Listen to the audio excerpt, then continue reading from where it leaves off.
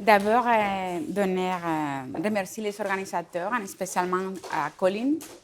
Et je dois aussi donner le crédit à mes collègues qui sont été avec moi dans le comité, et Dorothée Bocanfuso et Jean-Michel Cousineau. Je voudrais d'abord commencer un peu pour faire un survol historiquement les choses qu'on a vues qui sont passées, les débats qu'on a vus sur le revenu minimum garanti, surtout avec l'esprit qu'il devient un changement des systèmes de soutien de revenus. Et j'ai vu dans la liste que peut-être il y a plusieurs, mais je vais dire les plus importants. D'abord, il y a les MINCOM à Manitoba.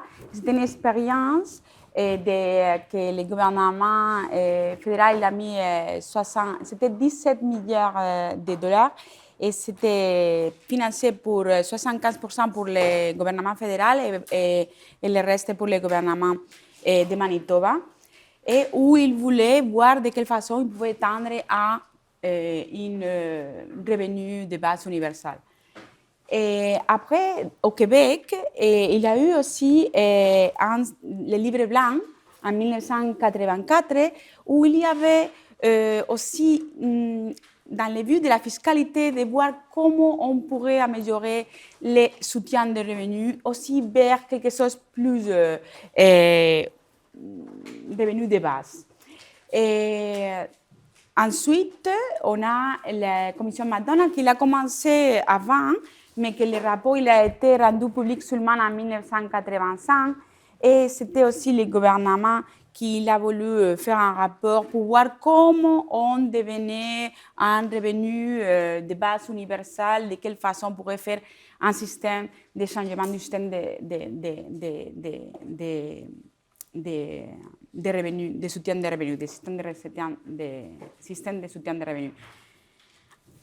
Ensuite, j'ai participé dans ce comité qu'on vient de nommer pour Pierre-Carl l'a déjà expliqué, et où on a travaillé de septembre 2016 à 2017. Plus tard, il y a eu un groupe d'experts de la Colombie-Britannique aussi appelé pour le gouvernement qui ont travaillé sur un rapport de revenus de base qui a fini en décembre 2020 avec un ensemble de 65 recommandations. Et finalement, on attend les propositions que Benoît il va nous expliquer aujourd'hui pour les revenus de base garantis de l'île de Prince Edward, que le rapport il est sorti en novembre 2023. Alors, une fois, ça c'est pour vous montrer que Canada et Québec, il a eu ce débat. Comment simplifier, comment améliorer ce système? Et bien sûr, c'est parce qu'encore on n'est pas satisfait du système. Non? C'est que je vais faire un survol de mon rapport parce que c'est déjà un peu vieux, mais je voudrais quand même donner un peu la philosophie et les principales recommandations qu'on avait données. Alors, je vais faire un peu un retour sur les mandats. Et après, je vais parler un peu des rapports d'étape où il y a deux messages importants. Et le premier message, c'est de quoi on parle quand on parle des revenus minimum garantis. Parce que chaque personne il a quelque chose dans son esprit. Et ça, je vais revenir après. L'autre chose qu'on a fait dans le rapport, c'est quand on a vu qu'un système, on a essayé des systèmes plus universels, on a vu que c'était très coûteux, ou qu'il n'était pas équitable, ou qu'il n'y avait pas les assurances des ressources minimum pour les plus vulnérables. Alors on a dit oui, mais notre système a beaucoup de choses qui peuvent être améliorées parce qu'il ne couvre pas certaines nécessités. Alors on a essayé de développer 23 recommandations où je vais faire un survol de la nature de ces recommandations. Alors, le retour du mandat, c'était le gouvernement nous appelait parce qu'il voulait améliorer le système de soutien du revenu pour tendre vers l'installation d'un revenu minimum garanti. Alors, la première chose qu'ils nous ont demandé, c'est de documenter, diagnostiquer le système. C'est ça qu'on a fait. C'est dans le volume 2 de notre rapport. Et après, on a documenté avec différentes simulations, quelques simulations quantitatives, d'autres plus qualitatives, qu'on a publiées dans le volume 3 et pour finir avec un résumé dans le volume 1.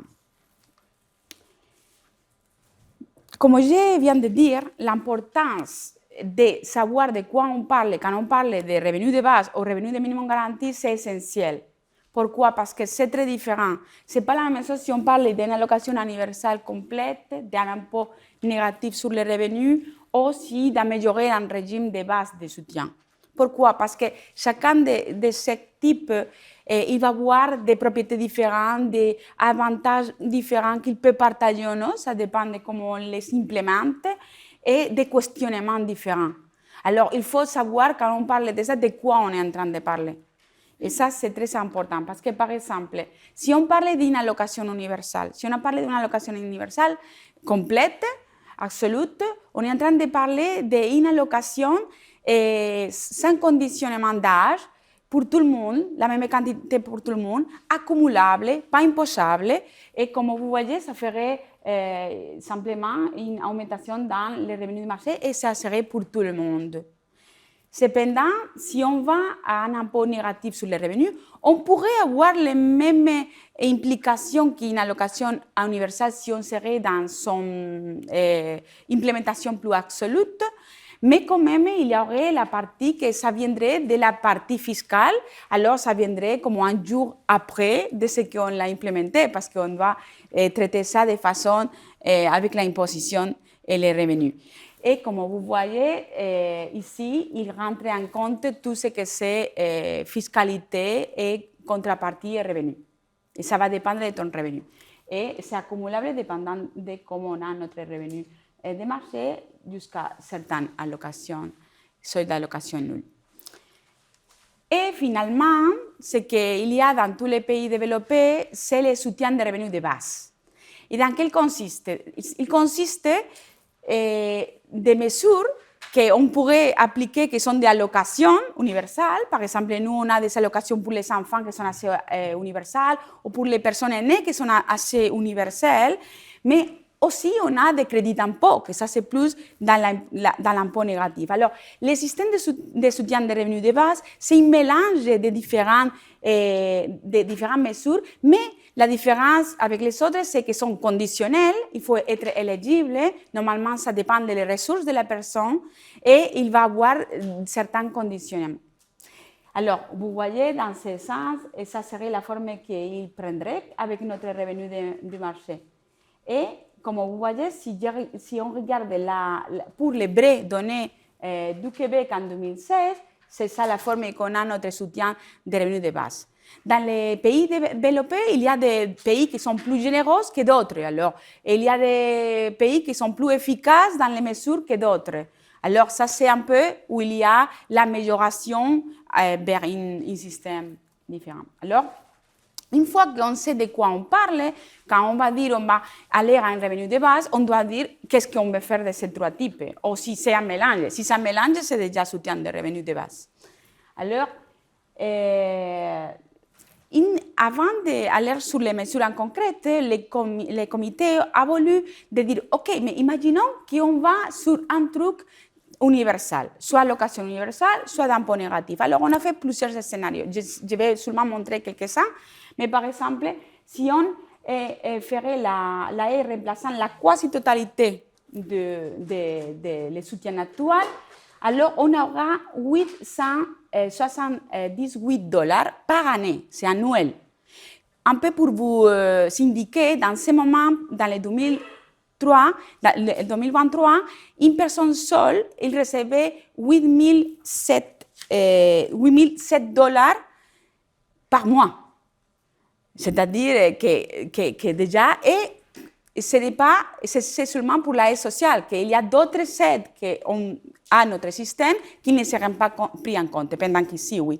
Alors déjà, vous voyez que ça peut être financier, mais comme on voit, c'est très peu, et surtout les personnes vulnérables, ils ne vont pas être couvertes. Si on ferait l'aide équivalente à 50% du montant d'une aide sociale versée pour un couple, on voit aussi que le montant est considérable déjà pour tout le monde, mais il faut penser à une personne vulnérable. Maintenant, une personne vulnérable, seule, elle reçoit plus. Alors, et ça, il coûterait beaucoup. Comme vous voyez, il y aurait un coût net assez élevé. Si on va on va le financer avec les impôts.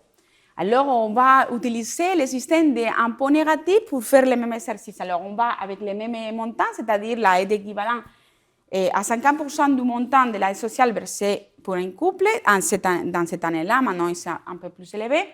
Et on voit que pour financer ça, on devrait avoir des taux d'imposition unique assez élevés. Parce que si on voulait être un peu plus redistributif, si on jouait un peu, ça c'était illustratif, mais ça arrivait. On voit aussi qu'on aurait du taux d'imposition dans le scénario 8, mais il serait aussi très élevé. Et pour vous donner une idée, le taux impositif moyen en 2023, c'était pour les personnes qui gagnaient un revenu de moins de 50 000 dollars, ils avaient un taux d'imposition de 14%, pendant que les personnes qui gagnaient plus de 126 000 dollars, c'était de 26 taux d'imposition. Alors, il aurait beaucoup. Et aussi, dans ce type de... Ce qu'on a vu quand on faisait cet exercice, c'est qu'il y avait un problème d'équité, un problème de dépenses, un problème de... Parce que les impôts, ça serait difficile de les faire progressives, comme on a maintenant, mais plus important, les vulnérables, ils ne seront pas même couvertes. Parce que les personnes vulnérables, par exemple, les personnes qui sont handicapées, les personnes ils sont d'un montant beaucoup plus élevé, alors ils ne seraient pas couverts pour ce montant. Alors c'est pour ça que notre comité, en regardant ça, on a dit, OK, on va connaître bien le système québécois et on va voir où il y a des problèmes, où on pourrait dire quelque chose pour les améliorer. Alors on a fait une évaluation et un diagnostic global qu'on a fait, c'est premièrement, les Québécois bénéficient de l'aide, c'était pour le 2016, de 30 000 milliards de dollars. Et deux choses importantes. La première, l'importance de l'aide de base, c'est les 64,3%, sur toute l'aide totale. Mais le deuxième point important, c'est le partage entre le Québec et le fédéral. Par exemple, pour le Québec, cette partie-là, c'est parce que le fédéral, il met beaucoup d'argent pour les aînés. Tout ce que c'est le soutien aux aînés, ça vient du fédéral beaucoup. Alors, et pendant que, par exemple, les mesures à l'aide à la famille, c'est un peu plus partagé entre le fédéral et le Québec. Et après, on a des mesures d'incitation au travail où il y a un peu plus le Québec qui met plus de poids dans cette mesure. Alors, ça, c'est un peu pour donner l'idée de l'importance qu'il y a l'imbrication entre les fédérales et les provinciales quand on parle de soutien à les plus vulnérables. Aussi, pour mentionner où on se situe, le Québec, je n'ai pas trouvé la même figure pour aujourd'hui, mais j'imagine que ça ne doit pas être pas loin que ça. Si on regarde les revenus disponibles par rapport à la mesure du panier de consommation pour un prestataire d'aide sociale vivant seul, le Québec se situe le plus généreux dans les restes des provinces. Par exemple, si on veut regarder avec l'île de Prince-Édouard, c'était 50,7 pendant que eux, ils étaient à 39,8. Mais si on veut regarder qu'est-ce que ça arrivait dans le temps, alors on peut voir ici que déjà, il y a eu une diminution des bénéficiaires de l'aide sociale de moins de 65. Ces figures, j'ai regardé la figure aussi pour les plus jeunes, par exemple pour les moins de 30 ans, et c'était pas mal la même figure. Il y a une diminution de l'aide sociale. Et surtout, ce que je vais vous remarquer, c'est qu'après 2015, il y a une pente plus négative dans la diminution. Les restes des mesures sont pour la solidarité sociale, c'est assez stable. Et finalement, si on veut parler de où on se situe au Québec maintenant en termes de taux de pauvreté, on peut voir que, par exemple, on est toujours dessus la moyenne canadienne, mais ici, par exemple, si on compare un taux de pauvreté en 2015 par rapport à 2021, on était à 15,10% et on a diminué à quoi? Oui, c'est ça. Je dis non, c'est pas si haut. 13 et 5. Et Edouard, il est ici. Alors, tout le monde a diminué, mais le Québec, il a diminué un peu plus que les autres provinces. Okay? Alors, bon, ça c'est un peu la situation. Alors, Après, qu'est-ce que c'était la philosophie de nos recommandations? Je ne vais pas parler de les 23, surtout parce que je pense que c'est... surtout parce que ce rapport, il est en ligne, il est depuis 2017, mais je pense qu'on a hâte d'écouter Benoît avec des choses plus fraîches. Mais quand même, je voudrais donner la philosophie de nos recommandations. La première, c'était l'importance de définir de quoi on parle. Ça, c'était très important. Et la deuxième, de que soit ces mesures qu'on voulait la donner en faisant une intégration dans le marché du travail. Et quand on parle de marché du travail, pour nous, ce n'était pas le marché du travail d'aller aux travailleurs, c'était aussi la formation, l'intégration sociale dans la société. Alors, on avait ces caractéristiques plus générales du marché du travail. Et alors, bon, on a fait des différentes mesures. Les mesures étaient de caractère monétaire ou d'implémentation dans le système fiscal ou des mesures qualitatives. Je vais parler un peu. Je voudrais parler de, par exemple, les soutiens monétaires. On avait identifié qu'au Québec, il y avait comme un rattrapage à faire dans les personnes seules. Parce qu'avec les fédérales et les Québec et les provinciales, les familles avaient été, dans les dernières décades, très rémunérées. Et les personnes plus vulnérables, ils avaient des revenus plus, on va dire, au-dessous de la seuil de la pauvreté. Pendant que les personnes seules ou les couples seuls sans enfants étaient un peu moins bonifiés, on va dire, à travers du temps. Alors, ce qu'on a fait, c'est des mesures pour la bonification. Le gouvernement, il a pris en compte notre recommandation, ils sont bonifiés.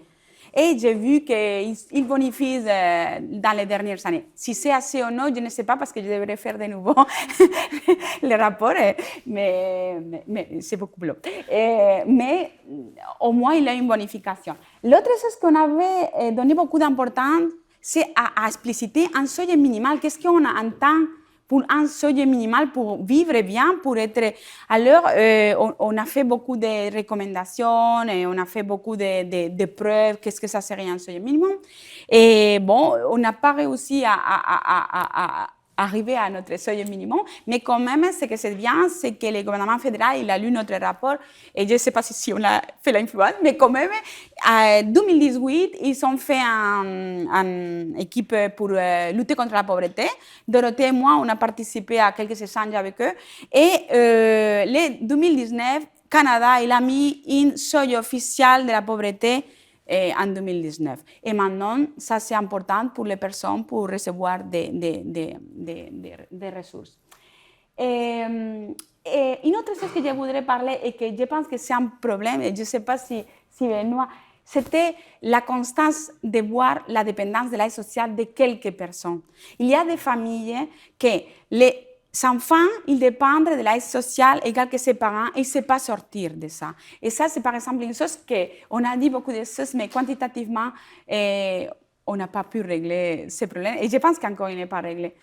Et alors, je ne sais pas si c'est monétaire ou pas, mais en tout cas, c'était dans notre priorité et on a échoué. L'autre caractère de notre rapport, c'est que vu qu'on avait beaucoup de problèmes à trouver l'amélioration dans beaucoup des aspects, parce qu'on voyait qu'il avait beaucoup de choses que c'était non monétaires. Alors on a pensé, oui, mais on a vu on le voit aussi dans les cycles économiques, quand il y a une expansion, le taux de pauvreté diminue, les bénéficiaires diminuent. Alors on a privilégié un peu les augmentations, la bonification à la prime du marché. Alors, on a fait beaucoup de recommandations et le gouvernement, il a augmenté, il a bonifié les prix du marché. Notre but, c'était de réduire le taux de réduction parce qu'on avait identifié quelques ranges de revenus où le taux de réduction était si grand que les personnes ils préféraient rester à l'aide sociale qu'aller au travail parce qu'ils perdaient de l'argent. Alors nous, on a essayé de voir de quelle façon on pouvait faire que ces primes de travail bonifient et ils diminuent ce taux de réduction de façon que les individus ils pouvaient aller au travail et réduire l'aide sociale de façon un peu plus progressive et pas d'un coup. Et on a aussi proposé une chose un peu plus radicale, mais c'était très difficile d'implémenter, que c'était de dire des travailleurs de temps de pas travailler à temps plein ou de temps partiel à temps plein, c'était difficile d'implémenter parce que tel comme il est fait la fiscalité, ici il y a des personnes qui sont plus fortes que moi en fiscalité, mais c'est difficile d'ajuster parce que quand on ajustait une range pour les plus faibles, on abîmait les revenus des personnes qui étaient à faible revenu. Pas pauvres, mais à faible revenu. Alors, à la fin, c'était très difficile et bon, et ça, c'est des choses que je pense qu'il faudrait travailler. Ah, et j'ai oublié de dire, le rôle important de l'éducation et la formation, c'était très important dans notre rapport. Et c'est pour ça qu'on a fait des mesures un peu plus qualitatives. Par exemple, on a vu qu'il y avait beaucoup de mesures, il y a quand même des mesures pour les grandes entreprises de formation. Et on avait vu que peut-être les plus ciblés, que c'était les petites et moyennes entreprises, il avait un peu moins de flexibilité pour faire la formation ou pour rentrer dans des programmes de formation. Et, bon, la lutte contre la dépendance de l'aide sociale, je l'ai déjà dit.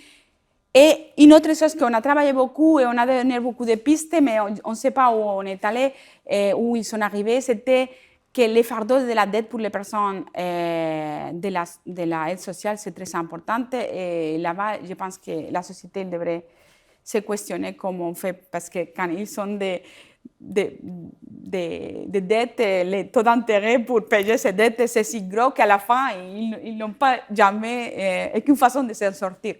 Et les deux recommandations qu'on a fait pour aller vers une forme plus complète, c'est les plans de formation et transition, mais on avait vu que ça se devrait faire d'une façon plus fédérale parce qu'on a comme des enjeux avec l'assurance d'emploi, alors il y a comme des choses qui vont se toucher. Et l'autre, c'est la fiscalisation de l'aide sociale pour les personnes handicapées. C'est vrai qu'après notre comité, les gouvernements, et je pense que les gouvernements d'après, ils ont travaillé beaucoup pour essayer d'améliorer et simplifier l'administration pour les handicapés. Ils ont bonifié les handicapés, mais notre philosophie, c'était de dire, OK, il y a des personnes qui sont handicapées à long terme. Les personnes qui sont temporaires, OK, ils sont des travailleurs avec des problèmes temporaires. C'est normal qu'on doit contrôler ses ressources, ses biens, mais les personnes handicapées qui sont à long terme, il y a une proportion importante, on devrait faire un truc pour les alléger un peu de tout ce que c'est administratif et qu'ils reçoivent l'aide d'une façon plus récursive, parce que ça, ils le prennent depuis des années et on sait. On doit travailler l'intégration sociale, l'intégration dans le marché du travail, mais ça, c'est pas déjà une chose monétaire, ça des choses que ça c'est des interventions. Et ça, c'est différent. Alors, pour finir, parce que je vais pas faire longue, parce que Benoît, il vient avec quelque chose un peu plus fraîche. Quand même, dans ma page web, il y a tous les rapports. Alors, vous pouvez aller. Je pense qu'ils sont encore beaucoup de mesures, ils sont encore pour le débat. Mais trois choses quand on parle de quelque chose de plus universel. La première, la complexité des mesures existantes. N'oublie pas qu'on parle de personnes vulnérables, parce qu'il y a des personnes qui sont temporairement dehors du marché du travail, qu'ils peuvent être dans le marché du travail. Mais il y a d'autres qui ont des problèmes de vulnérabilité en termes de santé mentale, en termes de santé physique. Ça sont des personnes que si la complexité des mesures avec le soutien des revenus, on cible les besoins de ces personnes. Avec un truc universel, un monétaire, sans rien faire derrière, on n'aurait pas ces cibles, on ne pourrait pas combler les besoins de ces personnes. Et l'autre chose importante à prendre en compte quand on parle de ce sujet-là, c'est la place du gouvernement fédéral. Au moins pour le Québec, peut-être pour l'île, c'est un peu différent, mais nous, on a un système très développé, très généreux, mais que c'est imbriqué, ils sont ensemble pour beaucoup de mesures. Alors, si on touche un, on va toucher l'autre, et il ne faut pas oublier que les taux d'imposition, je n'ai pas dit avant, mais ça c'était les taux d'imposition pour Québec, mais on devait ajouter aussi les taux d'imposition du Canada, alors ça serait encore plus cher pour les individus. Et ça, il va avoir une répercussion dans les incentives du marché du travail. Ce qu'on avait fait pour les simulations, c'était bien pour les incentives dans les personnes à faible revenu, mais il touchait beaucoup d'incentives à les personnes de revenus moyens ou revenus Et ça, on devrait aussi prendre en compte. Qu'est-ce que c'est les incentives une fois qu'on donne une mesure universelle. Et après, il y avait un dispositif qu'on avait vu que c'était intéressant parce qu'il y avait comme des choses, par exemple, l'aide non monétaire, l'intervention, le suivi pour les itinérantes. On a, au Cyrano, ils ont fait plein de rapports sur l'itinérance. Est-ce qu'il y a quelque chose de plus? Il y a quelque chose, je termine. Mais je voudrais dire, aider à les itinérants, ce n'est pas une chose de monétaire. Il faut psychologue.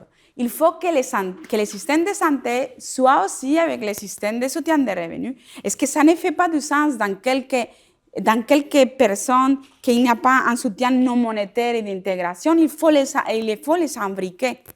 Alors, si on imbrique tout, on pourrait imbriquer aussi ça. Et bon, c'est un peu l'importance de l'aide non monétaire, surtout pour les personnes qui sont dépendantes et les familles qui sont dépendantes, enfants, et après, ils deviennent déjà adultes, ils continuent avec l'aide sociale, les enfants aussi, et comme ça, des générations. Ça, c'est pas logique. Et je pense que c'est parce qu'il y a quelque chose qui ne fonctionne pas, et ce n'est pas seulement monétaire, c'est quelque chose d'intervention. Et ça, j'arrête ici.